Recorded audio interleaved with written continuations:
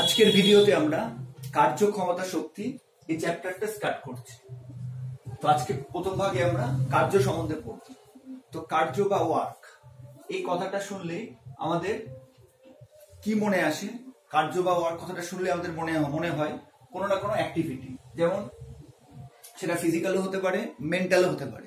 যেমন চেয়ারে বসে পড়াশোনা করা, খাওয়া দাওয়া করা, টিভি দেখা, ফোনে গেম খেলা ইত্যাদি সবগুলোকে কিন্তু আমাদের ডেইলি লাইফে আমরা মনে করি যে একটা কাজ।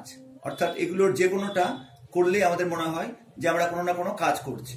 অনেকে আবার মনে করে ঘুমানোটাও একটা কাজ।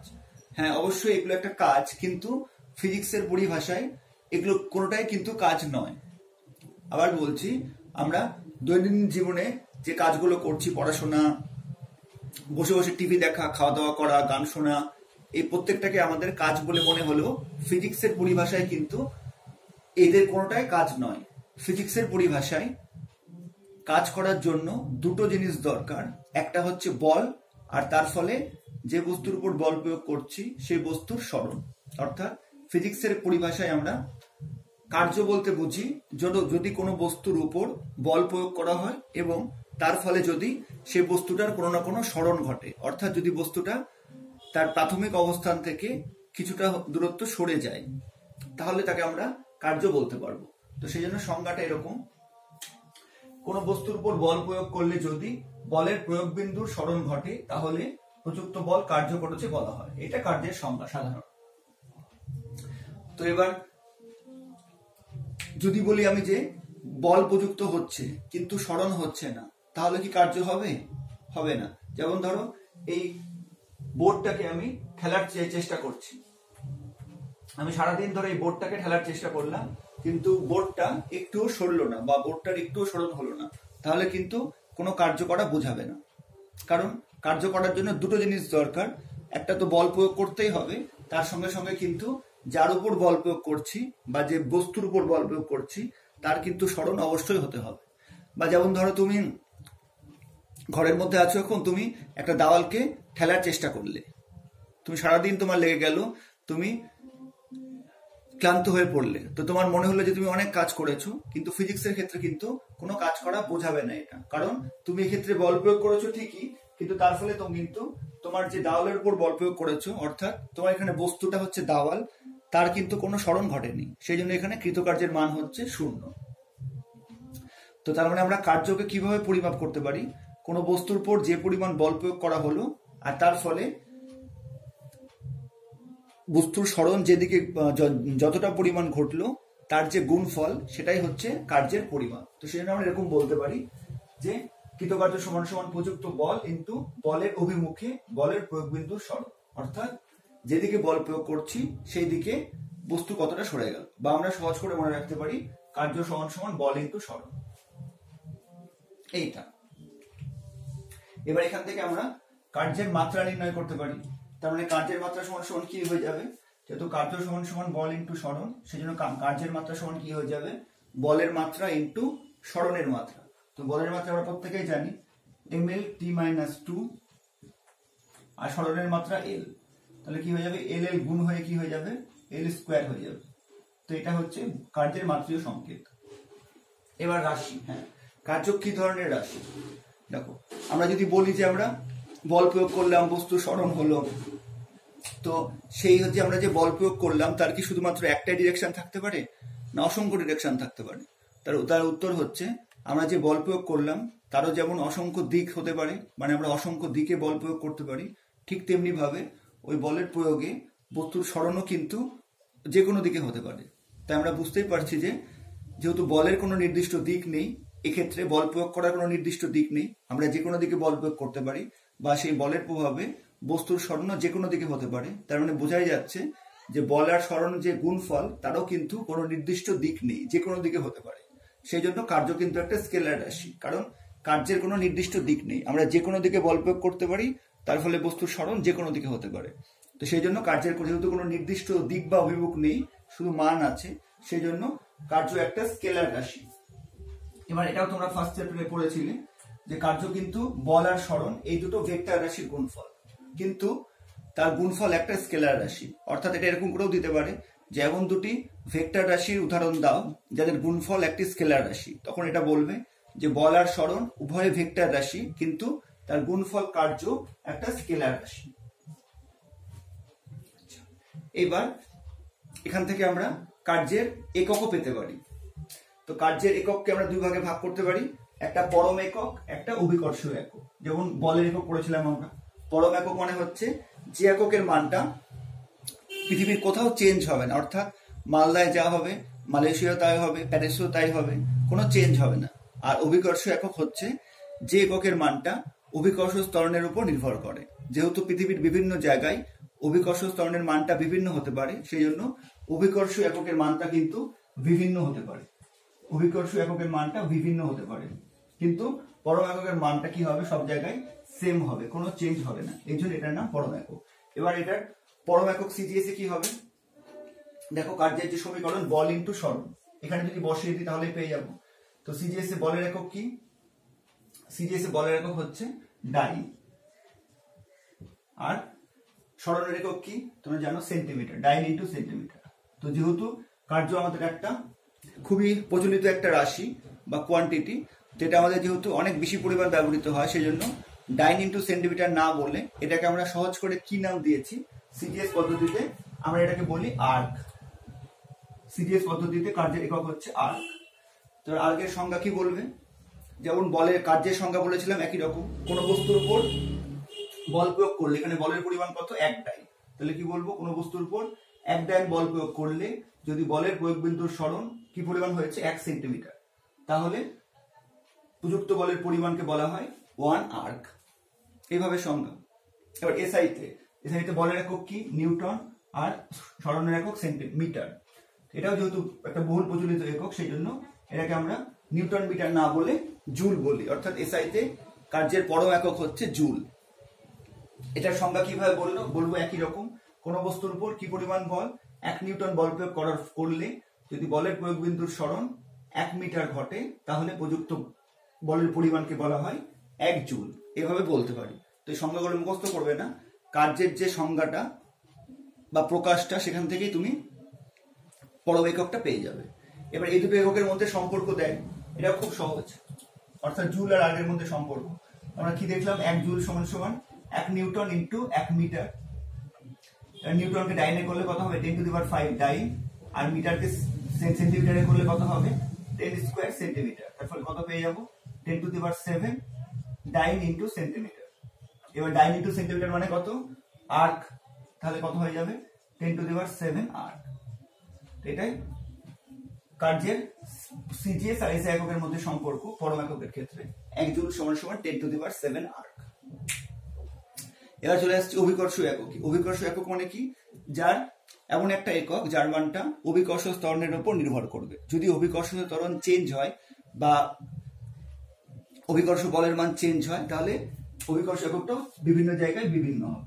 তো সিজিএস এ কার্যের অভিকর্ষ একক কি গ্রাম সেন্টিমিটার, আর এসআইতে হচ্ছে কিলোগ্রাম মিটার। এটার সংজ্ঞা কি বলবো, একই রকম 1 গ্রাম সেন্টিমিটার। এর সংজ্ঞা কি বলবো, এরকম বলতে পারি যে 1 গ্রাম ভরের কোনো বস্তুকে অভিকর্ষের বিরুদ্ধে উল্লম্বভাবে অর্থাৎ ভার্টিক্যালি 1 সেন্টিমিটার উপরে তুলতে যে পরিমাণ কার্য করা হয় তাকে বলা হয় 1 গ্রাম সেন্টিমিটার। আর কিলোগ্রাম মিটারের সংজ্ঞা কি বলবো, একই রকম 1 কিলোগ্রাম ভরের কোনো বস্তুকে অভিকর্ষের বিরুদ্ধে উল্লম্বভাবে 1 মিটার উপরে তুলতে যে পরিমাণ কার্য করা হয় তাকে বলা হয় 1 কিলোগ্রাম মিটার। এবার সিজিএস পদ্ধতিতে কার্যের পরম একক আর অভিকর্ষীয় একক অর্থাৎ আর্ক আর গ্রাম সেন্টিমিটার এর মধ্যে কি সম্পর্ক। তো এটাও আমরা বল গতি চ্যাপ্টার পড়ার সময় পড়েছিলাম যে অভিকর্ষীয় একক আর পরম একক এদের মধ্যে সম্পর্ক কি হয়। আমরা তখন লিখেও দিয়েছিলাম, আরবার বলে দিচ্ছি। যে কোনো এককের ক্ষেত্রে অভিকর্ষীয় একক আর পরম এককের মধ্যে সম্পর্ক কি, অভিকর্ষীয় একক সমান সমান হচ্ছে জি মানে অভিকর্ষজ ত্বরণ ইন্টু পরম একক। এটা হচ্ছে সম্পর্ক। যখনই পরম একক আর অভিকর্ষীয় এককের মধ্যে সম্পর্ক বের করবে যে কোনো রাশির ক্ষেত্রে, এটা মনে রাখলে সহজে বের করতে পারো যে অভিকর্ষীয় একক সমান সমান অভিকর্ষজ ত্বরণ ইন্টু পরম একক। এবার কার্যের অভিকর্ষ একক কি? কার্যের অভিকর্ষ একক হচ্ছে সিজিএস দেখলাম গ্রাম সেন্টিমিটার, তাহলে কত হয়ে যাবে 1 গ্রাম সেন্টিমিটার সমান সমান জি।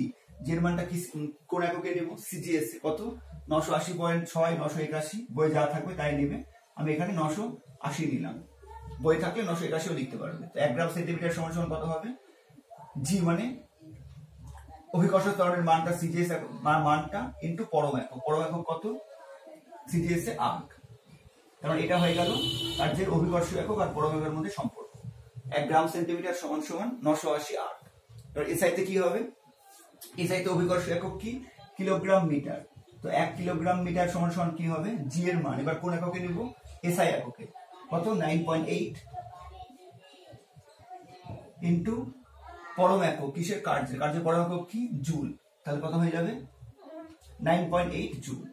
কারণ এটা হয়ে যাবে কার্যের অভিকর্ষ একক আর পরম এককের মধ্যে সম্পর্ক, কিন্তু এসআই পদ্ধতিতে। 1 কিলোগ্রাম মিটার সমান সমান 9.8 জুল। তো এইভাবে জিনিসগুলো মনে রাখবে। আচ্ছা, এবার আমরা যে সংজ্ঞাটা পড়লাম সেখান থেকে আমরা মাত্রা, একক বের করতে পারলাম বা তাদের মধ্যে সম্পর্কগুলো বের করতে পারলাম। এবার আরেকটা জিনিস খুব কনফিউশন হয় সংজ্ঞাতে, যে কোনো বস্তুর উপর বল প্রয়োগ করলে যদি বলের প্রয়োগ বিন্দুর স্মরণ ঘটে, এই প্রয়োগ বিন্দুটা নিয়ে অনেকের একটু কনফিউশন হয়। তো আমি এটাকে সহজ করে বুঝিয়ে দিচ্ছি। তো ধরো এটা একটা বস্তু রাখা আছে, আমি বস্তুটার এই বিন্দুতে বল প্রয়োগ করলাম, এই বল প্রয়োগ করলাম। এবার বস্তুটা বুঝতেই পারছি এখান থেকে এখানে সরে গেছে। এবার বলের প্রয়োগ বিন্দু কোনটা? বলের প্রয়োগ বিন্দু মানে হচ্ছে যে বিন্দুতে বলটা প্রযুক্ত হয়েছে সেটাই হচ্ছে প্রয়োগ বিন্দু। যেমন এই বস্তুটার ক্ষেত্রে এই বিন্দুতে ধরলাম, এই বিন্দুতে বল প্রয়োগ হয়েছে, এই বিন্দুটা হচ্ছে প্রয়োগ বিন্দু। এবার বল প্রয়োগ করার ফলে এটা কতটা সরে গেছে? এতটা পরিমাণ সরে গেছে, অর্থাৎ এই বিন্দুটা এখন এখানে চলে আসছে, এইটুকু ডিস্টেন্স সরে গেছে। তাহলে কার্য সমান সমান কি হবে? এফ ইন্টু ডি, বল ইন্টু সরণ। তো এটা কিন্তু প্রয়োগ বিন্দুর তাৎপর্য। যেমন যদি বলি একটা উদাহরণ দিই, যেমন ধরে নাও এটা একটা বস্তু। এবার এই বস্তুটার আমি আঙ্গুলটা যেখানে পিন পয়েন্ট করছি, এই বিন্দুতে আমি বল প্রয়োগ করছি, এই বিন্দু দিয়ে আমি বল প্রয়োগ করছি, এভাবে ঠেলছি। তাহলে আমার প্রয়োগ বিন্দু কোনটা হয়ে যাবে? যে বিন্দুতে আমি বলটা প্রযুক্ত হচ্ছে সেটাই কিন্তু বলের প্রয়োগ বিন্দু হয়ে যাবে।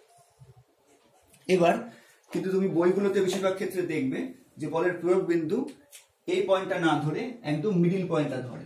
তো তার কারণ কি? তার কারণ হচ্ছে যে কোনো দৃঢ় বস্তুর বা জড় বস্তুর ক্ষেত্রে যে মধ্যবিন্দু সেটাকে কি করা হয়? ভর কেন্দ্র বলা হয়। তোমরা হয়তো টার্মটাকে পড়েছো যে কোনো জড় বস্তুর ক্ষেত্রে যে জ্যামিতিক মধ্যবিন্দু তাকে ভর কেন্দ্র বা কোনো কোনো ক্ষেত্রে ভার কেন্দ্র বলা হয়।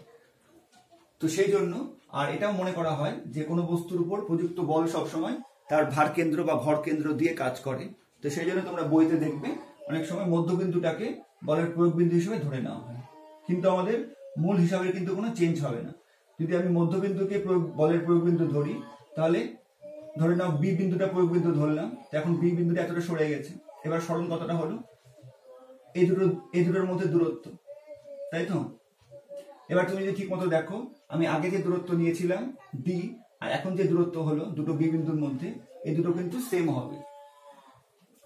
এইটুকু দূরত্ব যা হবে এইটুকু দূরত্ব কিন্তু সেম হবে। সেই জন্য তুমি বলের প্রয়োগ বিন্দু কোনটা ধরছো সেটা কিন্তু কোনো ঝামেলার ব্যাপার নেই। হ্যাঁ, কিন্তু আমরা ফিজিক্সের ক্ষেত্রে ধরে নিই যে যেহেতু ভর কেন্দ্র বরাবর বা ভার কেন্দ্র বরাবর বলটা প্রযুক্ত হয়, সেই জন্য আমরা মধ্যম বিন্দুটা ধরে নিই। কিন্তু আমরা যদি এই বিন্দুটাও ধরি তাহলেও কিন্তু হিসাবে আমাদের কোনো অসুবিধা হবে না। কারণ বুঝতেই পারছো এইটুকু দূরত্ব যা, অর্থাৎ দুটো এই বিন্দুর মধ্যে দূরত্ব যা, প্রথমে যেটা ধরেছিলাম প্রয়োগ বিন্দু, সেটা ধরলে ডিস্টেন্স বা সরণ যা হবে, যদি আমি মধ্যবিন্দু থেকে ধরি তাহলে সরণটা আমি মধ্যবিন্দু দিয়েই ক্যালকুলেট করব, তাহলেও কিন্তু ডি এর মানটা একই থাকবে, কোনো চেঞ্জ হবে না। তো এটা হচ্ছে প্রয়োগ বিন্দুর ফান্ডাটা। এবার আমরা যে সংজ্ঞাটা পেলাম, কার্য সমান সমান বল ইন্টু সরণ বা প্রযুক্ত বল সমান সমান বলের অভিমুখে বলের প্রয়োগ বিন্দুর সরণ, এই সংজ্ঞাটা কিন্তু পুরোপুরি ঠিক নয়। এটা হচ্ছে আংশিকভাবে সত্য বলতে পারি, বা এই সংজ্ঞাটা হচ্ছে বা এই যে রাশিমালাটা পেয়েছি আমরা, এটা হচ্ছে পার্শিয়ালি ট্রু। কেন পার্শিয়ালি ট্রু? তার কারণ হচ্ছে যে এই যে সংজ্ঞাটা আমরা পেলাম বা এই যে সংজ্ঞাটা আমরা পেলাম যে প্রযুক্ত বল ইন্টু বলের অভিমুখে প্রয়োগ বিন্দুর সরণ, এই যে রাশিমালাটা বা এই যে হচ্ছে গাণিতিক এক্সপ্রেশনটা বল ইন্টু সরণ বা এফ ইন্টু ডি, এটা কিন্তু সম্পূর্ণ সত্যি নয় বা এটা আংশিকভাবে সত্যি। এবার কেন এরকম বলছি, তার কারণ হচ্ছে যে আমরা সবসময় যে বলের অভিমুখে যে সরণ হবে এমন তো কোনো কথা নেই। কোনো বস্তুকে আমি যে সবসময় এইভাবেই ঠেলবো তার তো কোনো কথা নেই। কোনো বস্তুকে আমি এইভাবেও ঠেলতে পারি, এইভাবেও ঠেলতে পারি, যে কোনো অ্যাঙ্গেলে ঠেলতে পারি, নিচ থেকে উপরের দিকেও ঠেলতে পারি। তো তখন কি এই সূত্রটা আমরা প্রয়োগ করতে পাবো যে বলের অভিমুখে প্রয়োগ বিন্দুর সরণ? উত্তর হচ্ছে না, কারণ এখানে স্পষ্ট বলা আছে বলের অভিমুখে বলের প্রয়োগ বিন্দুর সরণ। অর্থাৎ সরণ যদি বলের অভিমুখে হয় বা যেই দিকে আমি বল প্রয়োগ করছি যদি সেই দিকে বস্তুটা সরে যায় তাহলে কিন্তু এই সূত্রটা প্রযোজ্য হবে। কিন্তু আমি যদি এইভাবে বল প্রয়োগ করি তাহলে আমি বল প্রয়োগ করছি নিচ থেকে উপরের দিকে, আর বস্তুটা সরণ কোন দিকে হচ্ছে? নিচের দিকে। বা যদি আমি অন্য কোনো অ্যাঙ্গেলে এইভাবে বল প্রয়োগ করি তাহলেও কিন্তু দেখবো আমি যে যেদিকে বল প্রয়োগ করছি সেই দিকে সরণ ঘটছে না। সেই জন্য এই সূত্রটা কিন্তু আংশিকভাবে সত্য, এই সূত্র কিন্তু সম্পূর্ণ সত্য নয়। তো এটা কেন সত্য নয় এটা আমরা দেখবো যে তার মানে এর যে আসল রূপটা বা হচ্ছে যে রাশিমালাটা দিয়ে আমি সমস্ত রকমের অভিমুখ বলের কল্পনা করতে পারবো বা ব্যাখ্যা করতে পারবো, সেটা কি হবে সেটা এবার দেখবো।